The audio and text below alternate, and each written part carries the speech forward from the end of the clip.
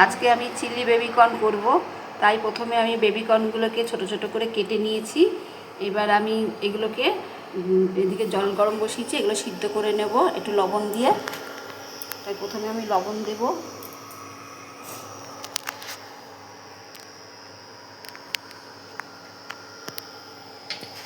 দিয়ে বেবিকর্নগুলো দিয়ে দেবো।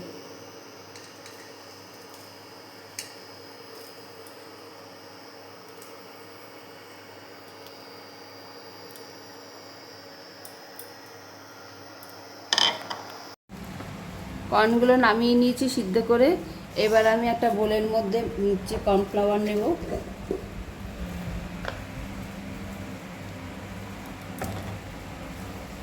আর নেব ময়দা কিছুটা,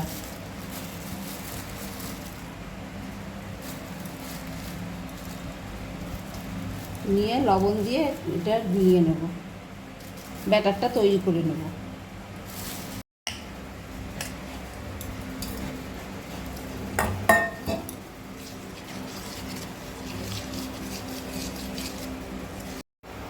ব্যাটারটা তৈরি করে নিয়েছি, এদিকে তেল গরম করতে দিয়েছি, তেলটা গরম হয়ে গেছে। আমি এর মধ্যে কর্নগুলো দিয়েছি, ওর মধ্যে এটা ভেজে নেব, বেবিকর্নগুলো ভেজে নেব এইভাবে।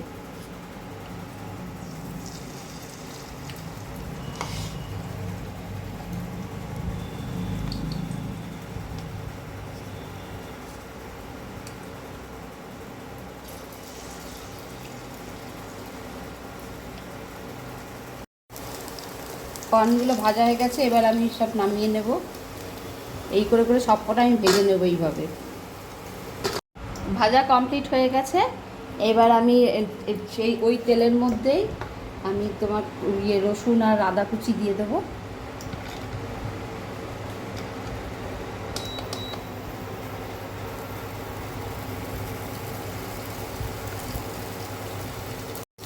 এবার ওর মধ্যে আমি ক্যাপসিকাম আর পেঁয়াজ দিয়ে দেবো।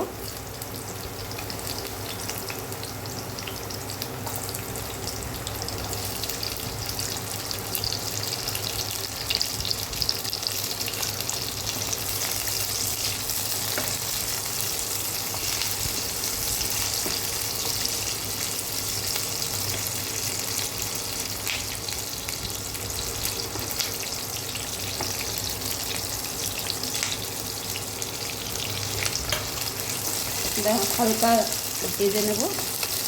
এরপরে এর মধ্যে টমেটো আর লঙ্কা কুচি দিয়ে দেবো।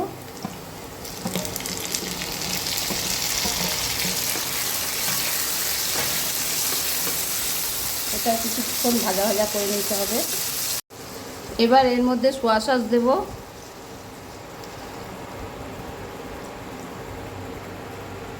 আর দেবো টমেটো সস।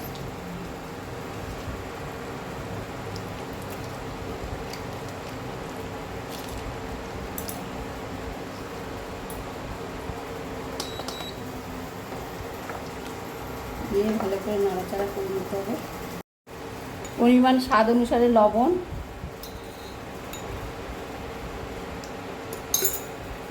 আর দেবো লঙ্কার গুঁড়ো।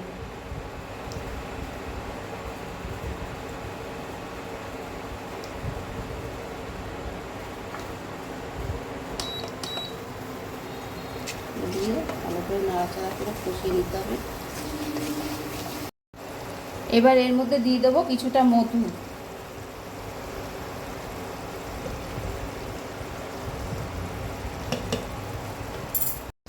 এবার যে কর্নগুলো ভেজে রেখেছিলাম ওগুলোও দিয়ে দেবো।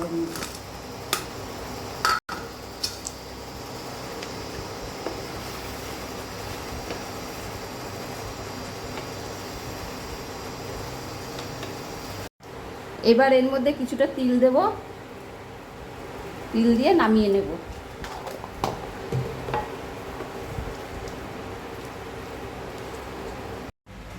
চিলি বেবিকর্ন কমপ্লিট হয়ে গেছে। এইভাবে দেখো, এইভাবে তোমরা চিলি বেবিকর্নটা করে নেবে, খুব ভালো খাবে, বাচ্চাদেরও করে খাবে, নিজেরাও করে খাবে। খুব ভালো থেকো, আর কমেন্ট বক্সে আমাকে জানাতে ভুলো না কেমন হয়েছে, আমাকে জানিও কিন্তু কমেন্ট বক্সে তোমরা।